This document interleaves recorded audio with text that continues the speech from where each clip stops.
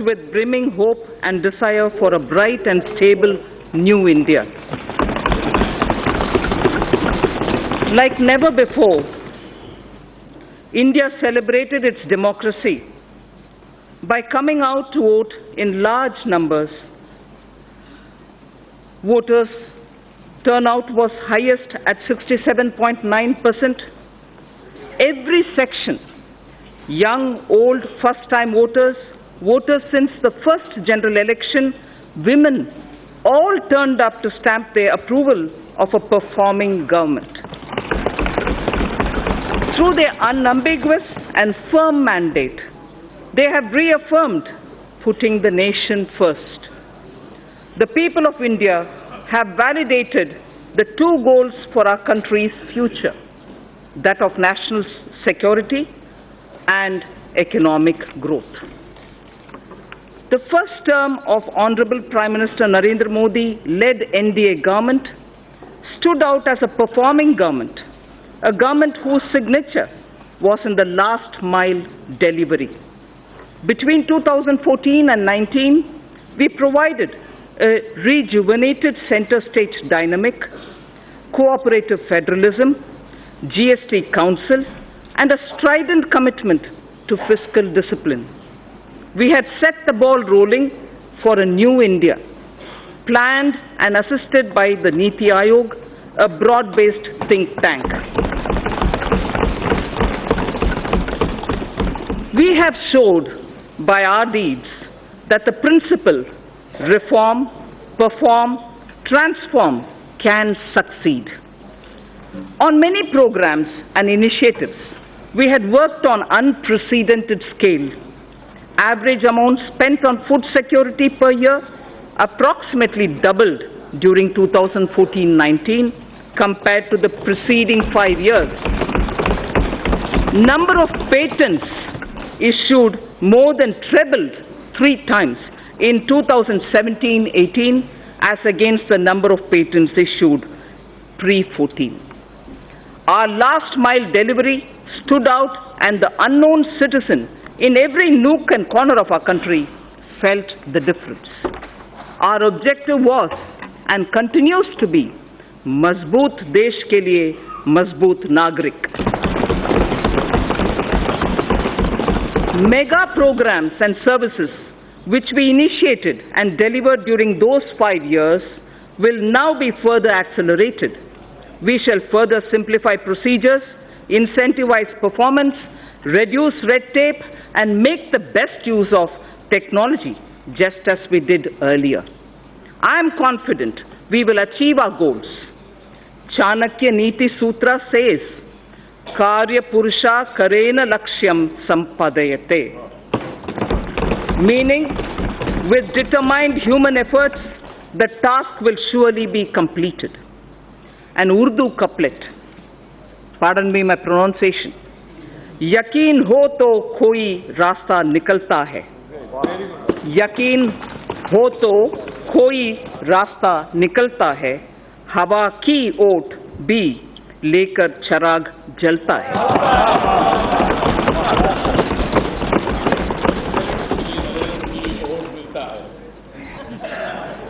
Vision for the decade.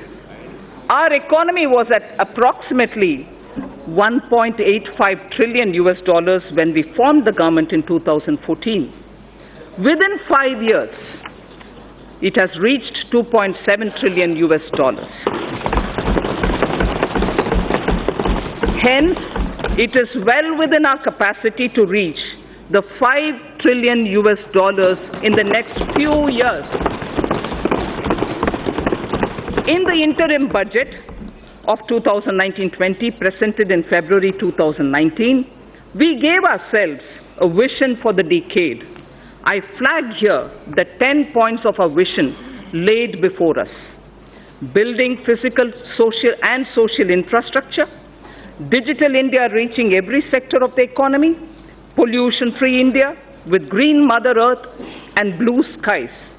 Make in India with particular emphasis on MSMEs, startups, defense manufacturing, automobiles, electronics, fabs and batteries, and medical devices.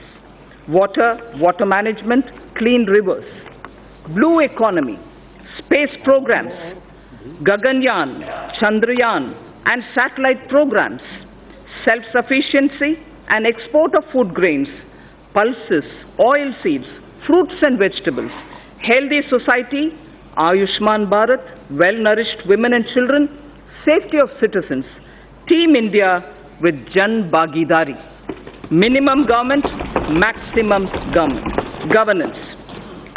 These were the vision we set before ourselves. With this vision set before us, with the mandate given by its people, we are determined to take India to that height that it richly deserves. I strongly believe that with the clear-headed leadership of Honorable Prime Minister, we can achieve our goal. So what are the plans to reach the 5 trillion economy?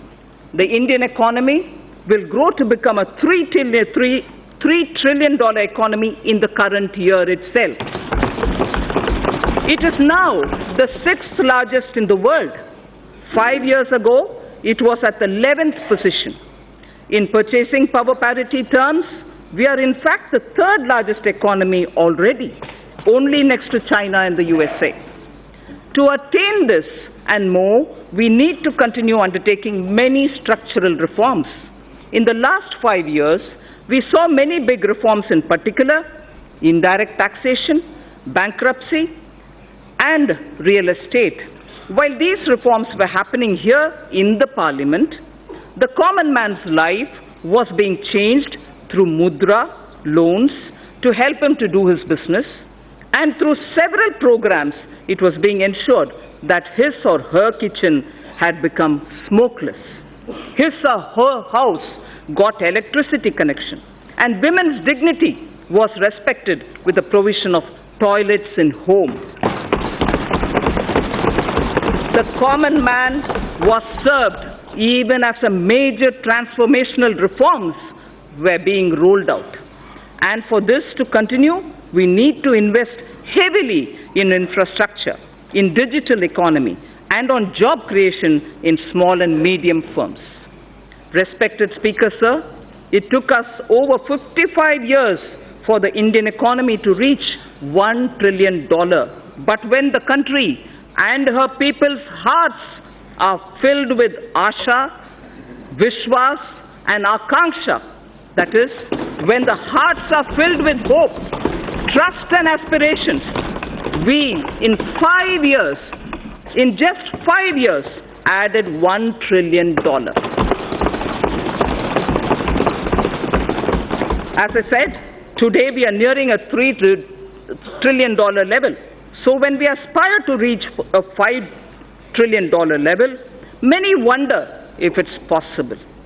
If we can appreciate our citizens' purusharth or their goals of human spirit or pursuit, filled with their inherent desire to progress, led by the dedicated leadership present in this House, the target is eminently achievable.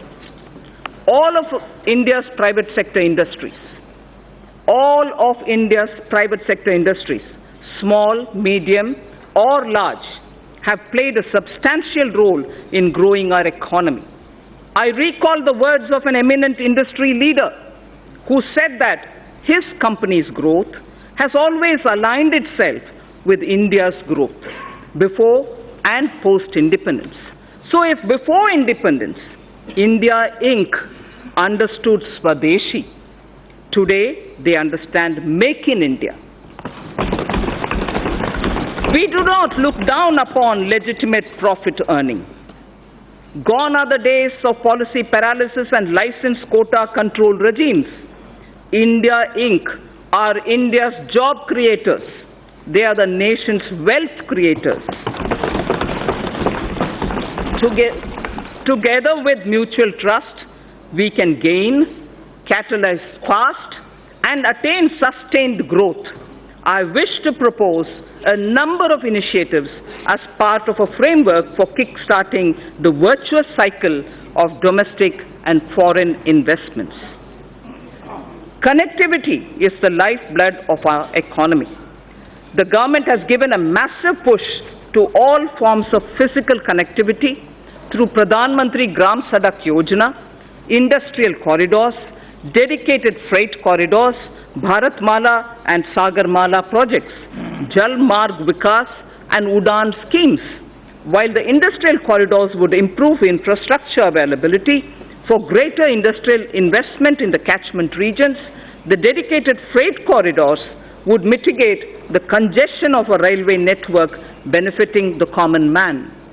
The ambitious program of Bharatmala would help develop national road corridors and highways, while Sagarmala would enhance port connectivity, modernization and port-linked industrialization. If Sagarmala is aimed at improving the infrastructure for external trade, equally it is the poor man's transport too. The Jal Marg Vikas project for capacity augmentation of navigation on national waterways is aimed at smoothing internal trade carried through inland water transport. These initiatives will improve logistics tremendously, reducing the cost of transport and increasing the competitiveness of domestically produced goods. The Udan scheme is providing air connectivity to smaller cities and enabling the common citizens of our country to avail air travel.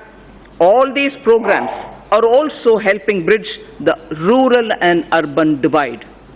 As the world's third largest domestic aviation market, the time is ripe for India to enter into aircraft financing and leasing activities from Indian shores. This is critical to the development of self-reliant aviation industry, creating aspirational jobs in aviation finance, besides leveraging the business opportunities available in India's financial special economic zones, namely International Financial Services Center, the IFSC. Government will implement the essential elements of the regulatory roadmap for making India a hub for such activities. For providing an enabling ecosystem for growth in India of maintenance, repair and overhaul, MRO, maintenance, repair and overhaul industry, it is proposed to leverage India's engineering advantage and potential to achieve self-reliance in this vital aviation segment. Government will adopt suitable policy interventions to create a congenial atmosphere for the development of MRO in the country. The new metro rail projects for a total route length of 300 kilometers have been approved during 2018 and 19. Also, during 2019, about 210 kilometers metro lines have been operationalized. With this, 657 kilometers of metro rails network has become operational across the country. 657 kilometers. India's first indigenously developed payment ecosystem for transport based on National Common Mobility Card, NCMC standards, was launched by the Honorable Prime Minister in March 2019. This will enable people to pay multiple kinds of transport charges, including metro services and toll tax, across the country. This interoperable transport card runs on RuPay card and would allow the holders to pay for their bus travel, toll taxes, parking charges, retail shopping, and even withdraw money. Phase 2 of the FAME scheme, following approval of the Cabinet, with an outlay of 10,000 crore rupees over a period of 3 years, has commenced from 1st April 2019. The main objective of the scheme is to encourage faster adoption of electric vehicles by way of offering upfront incentive on purchase of electric vehicles, and also by establishing the necessary charging infrastructure for electric vehicles. only advanced battery and registered e-vehicles will be incentivized under the scheme, with greater emphasis on providing affordable and environment-friendly public transportation options for the common man. The government will carry out a comprehensive restructuring of National Highway Program to ensure that the National Highway Grid of desirable length and capacity is created using financeable model. After completing the phase 1 of Bharatmala, in the second phase, states will be helped to develop state road networks. We need to develop our inland waterways to shift a significant portion of inland cargo movement from road and rail. This government envisions using the rivers for cargo transportation, which will also help to decongest roads and railways. As part of the Jal Marg Vikas project for enhancing the navigational capacity of the Ganga, a multimodal terminal at Varanasi has become functional in November 2018, and two more such terminals at Sahibganj and Haldia, a navigational lock at Farakka, would be completed in 1920. The movement of cargo volume on Ganga is estimated to increase by nearly 4 times in the next 4 years. This will make movement of freight, passenger cheaper and reduce our import bill. It is estimated that railway infrastructure would need an investment of 50 lakh crores between 2018 to 2030. Given that the capital expenditure outlays of railways are around 1.5 to 1.6 lakh crores per annum, completing even all sanctioned projects would take decades. It is therefore proposed to use public-private partnership to unleash faster development and completion of tracks, rolling stock manufacturing, and also delivery of passenger freight services. To take connectivity infrastructure to the next level, we will build on the successful model in ensuring power connectivity, one nation, one grid. Earlier we spoke about one nation, one card for mobility of common man. Now it is one nation, one grid that has ensured power availability to states at affordable rates. I propose to make available a blueprint this year for developing gas grids, water grids, highways, and regional airports. So the scaling up that we talked about, which marks the USP of this government, is revealed in each one of these examples. We do it in that scale each time. The recommendations of High-Level Empowered Committee on retirement of old and inefficient plants and addressing low utilization of gas plant capacity due to paucity of natural gas will also be taken up for implementation now. Our government launched Ujjwal Discom Assurance Yojana, UDAY, in 2015, aimed at financial and operational turnaround of discoms. Government is examining the performance of the scheme, and it will further get improved. We will work with the state governments to remove barriers like cross-subsidy surcharges, undesirable duties on open access sales, or captive generation for industrial and other bulk power consumers. Besides these structural reforms, considerable reforms are needed in tariff policy. A package for power sector tariff and structural reforms would soon be announced.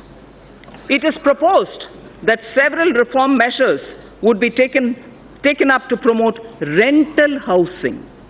Current rental laws are archaic, as they do not address the relationship between the lessor and the leasee realistically and fairly. A model tenancy law will also be finalized and circulated to the states. Large public infrastructure can be built on land parcels held by the central ministries and central public sector enterprises all across the country. Through an innovative instrument or innovative instruments such as joint development and concession, public infrastructure and affordable housing will be taken up. For ease of access to credit for MSMEs, Government has introduced providing of loans up to 1 crore rupees for MSMEs within 59 minutes through a dedicated online portal.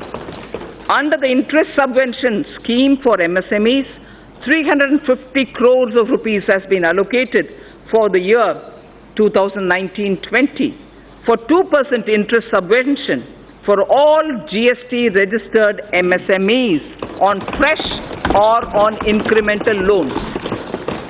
On fresh or on incremental loans. Government payments to suppliers and contractors are a major source of cash flow, especially to SMEs and MSMEs. Investment in MSMEs will receive a big boost if these delays in payment are eliminated. Government will create a payment platform for MSMEs to enable filing of bills and payment thereof on the platform itself, thereby cutting down the time and the process itself.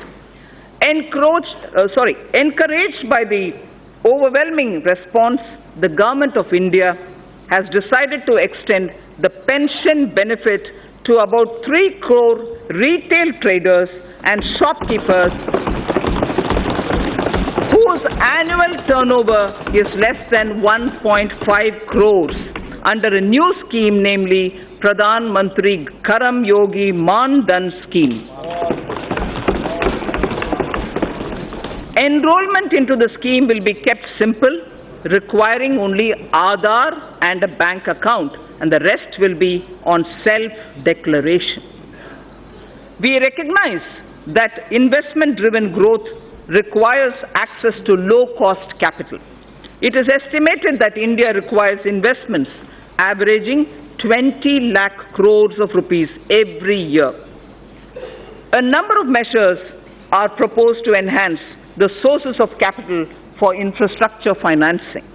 A Credit Guarantee Enhancement Corporation, for which regulations have been notified by the RBI, will be set up in 2019-20.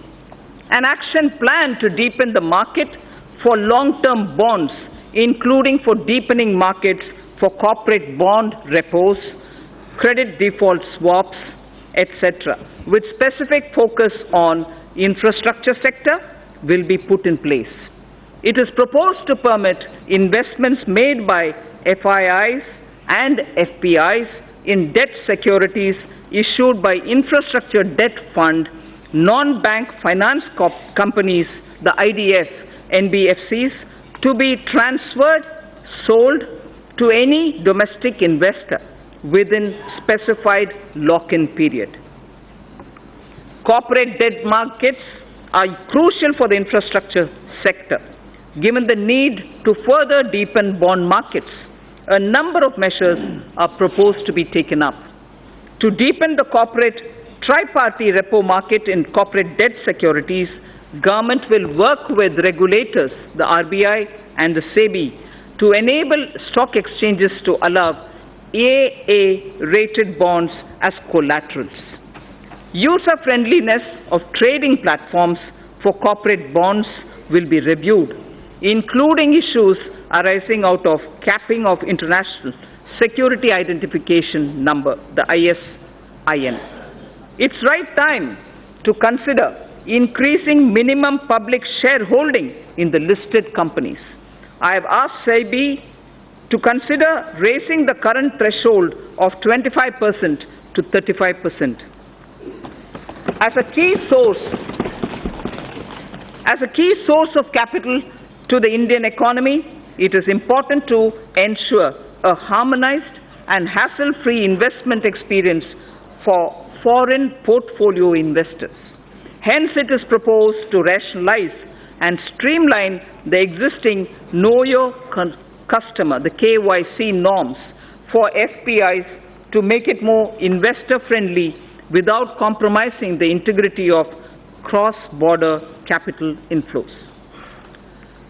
It is time to take our capital markets closer to the masses and meet various social welfare objectives related to inclusive growth and financial inclusion. I propose to initiate steps towards creating an electronic fundraising platform, a social stock exchange, under the regulatory ambit of Securities and Exchange Board of India, the SEBI, for listing social enterprises and voluntary organizations. For listing social enterprises and voluntary organizations working for the realization of a social welfare objective so that they can raise capital as equity, debt, or as units like a mutual fund. It is important to get retail investors to invest in treasury bills and securities issued by the government. Efforts made by the Reserve Bank will need to be supplemented with further institutional development using stock exchanges. For this purpose, interoperability of RBI depositories and SEBI depositories would be necessary to bring about seamless transfer of treasury bills and government securities between RBI and depository ledgers, and for enabling this, the government will take up necessary measures in this regard in consultation with RBI and the SEBI. FDI inflows into India have remained robust despite global headwinds. Speaker, sir, global foreign direct investment flows slid by 13% in 2018 to 1.3 trillion US dollars from 1.5 trillion in the previous year. The third consecutive annual decline according to the UNCTAD's UNCTAD's World Investment Report in 2019. This is India's FDI flows in 2018-19 remained strong. If that was the global picture, India's inflows in 18-19 remained strong at 64.37 billion US dollars, marking a 6% growth over the previous year. I propose to further consolidate, Speaker, sir, the gains in order to make India a more attractive FDI destination. A. The government will examine suggestions of further opening up of FDI in aviation, in media, animation, ABGC, and insurance sectors in consultation with all stakeholders. 100% foreign direct investment will be permitted for insurance intermediaries. Local sourcing norms will be eased for the FDI in single brand retail sector. Single brand retail sector. It's high time India not only gets integrated into global value chain of production of goods and services, but also become part of the global financial system to mobilize global savings, mostly institutionalized in pension, insurance, sovereign wealth funds, and so on.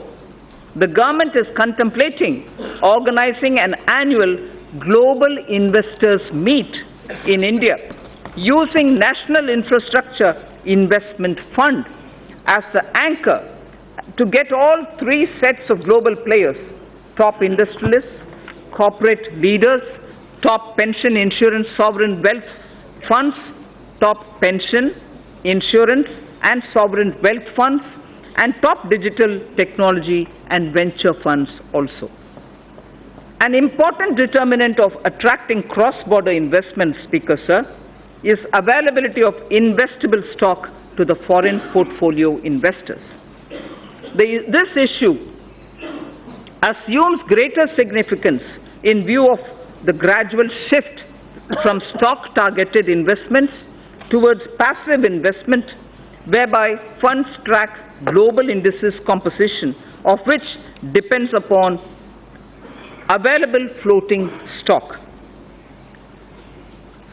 Accordingly, I propose to increase the statutory limit for FBI investment in a company from 24% to sectoral foreign investment limit, with option given to the concerned corporates to limit it to a lower threshold.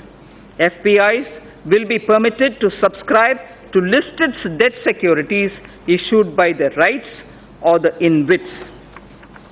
Even though India is the world's top remittance recipient, NRI investment in Indian capital markets is comparatively less. With a view to provide NRIs with seamless access to Indian equities, I propose to merge the NRI portfolio investment scheme route with the foreign portfolio investment route.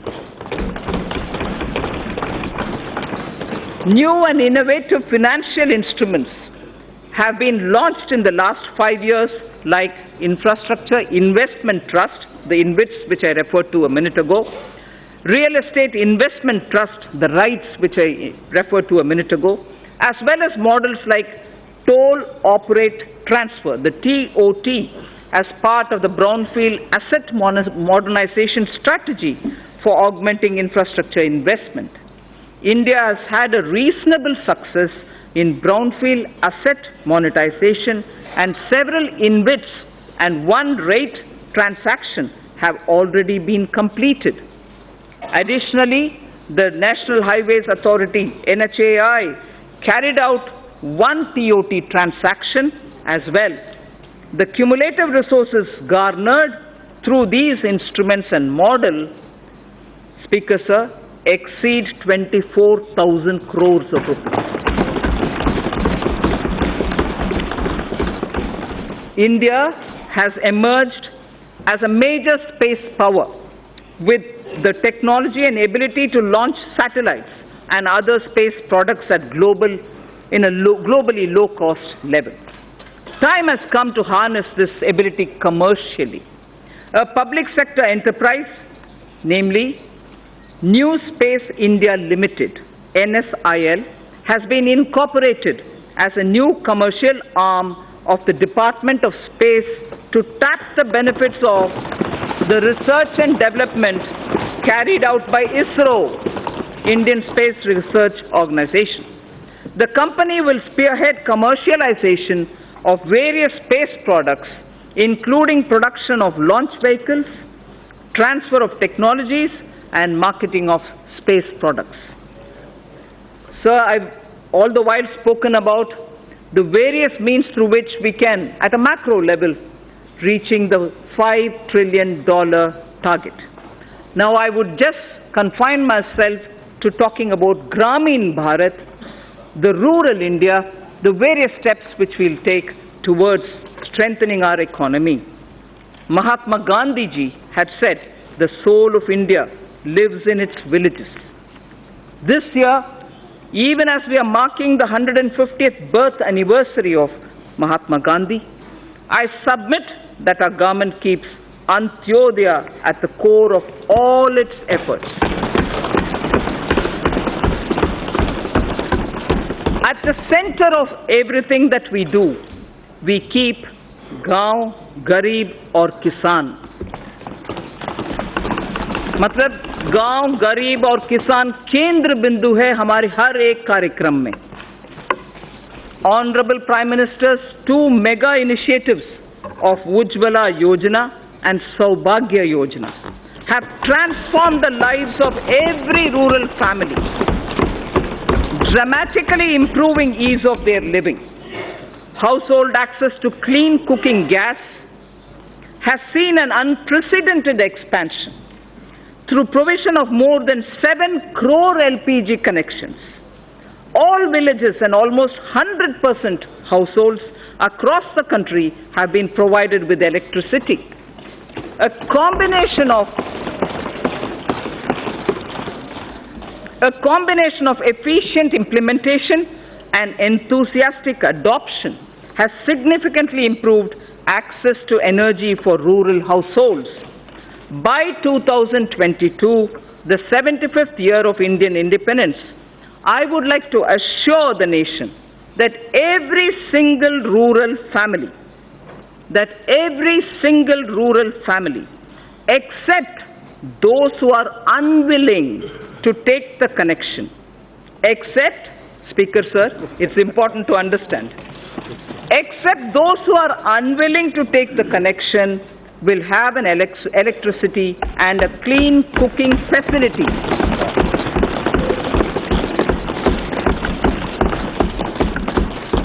Pradhan Mantri Awas Yojana, Gramin, aims to achieve the objective of housing for all by 2022. A total of 1.5 crore rural homes have been completed in the last 5 years. In the second phase of PMAY Gramin, during 2019-20 to 2021-22, 1.95 crore houses, 1.95 crore houses are proposed to be provided to the eligible beneficiaries. These houses are also being provided with amenities like toilets, electricity and LPG connections.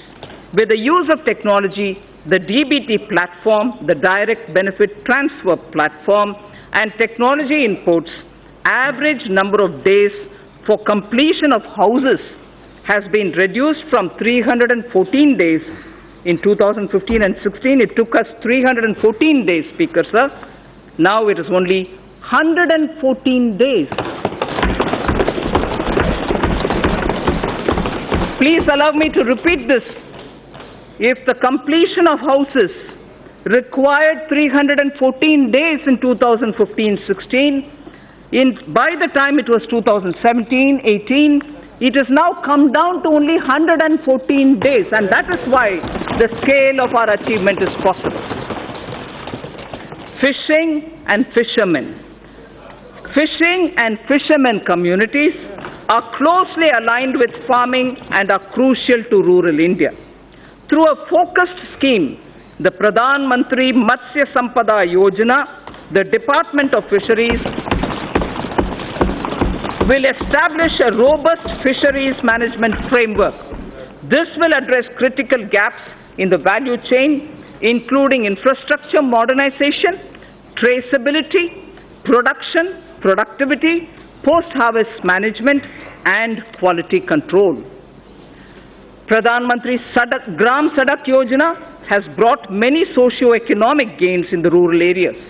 To accelerate the speed of achieving universal connectivity of eligible habitations, the target of connecting the eligible and feasible habitations was advanced from 2022 to 2019 itself. I am happy to inform that all-weather connectivity has now been provided to over 97% of all such habitations.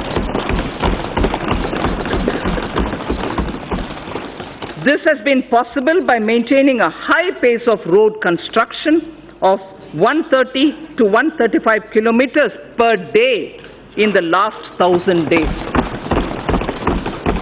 Committed to the agenda of sustainable development, 30,000 kilometers of Pradhan Mantri Gram Sadak Yojana roads have been built using green technology, waste plastic and cold mixed technology, thereby reducing the carbon footprint. With the changing economic scenario, it is important to upgrade roads connecting villages to the rural markets. For this, Pradhan Mantri Gram Sadak Yojana Phase 3 is envisaged to upgrade 1,25,000 kilometers of road length over the next 5 years, with an estimated cost of 80,250 crores of rupees. 1,25,000 kilometers of roads will be upgraded under Pradhan Mantri Gram Sadak Yojana Phase 3, and the amount estimated for this is 80,250 crores. Considering the fact that majority of people still live in villages and depend on agriculture and traditional industries, the scheme of fund for upgradation and regeneration of traditional industries. SFURTI, Spurti is it, aims to set up more common facility centers to facilitate cluster-based development to make the traditional industries more productive, profitable, and capable for generating sustained employment opportunities. The focus sectors are bamboo, honey, and khadi clusters.